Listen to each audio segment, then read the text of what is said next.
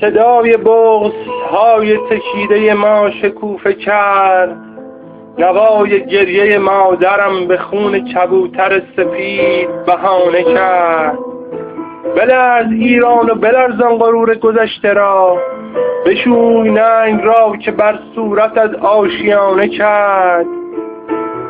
چرخیدی و چرخاندند چرخ روزگار را به گردنمان، مهره ریختند و خندیدند به آبروی ریخته من.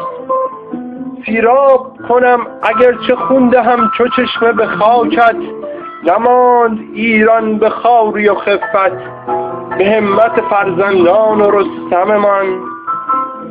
به خاک کردند و به خاک می کنم هرچه ساختند ساخته من.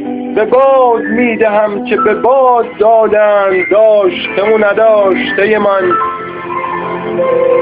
به خاکت قسم اگر فرزند ایرانم، اگر بر دین یزدانم بسوزانم که سوزاندند خانه و کاشانه من.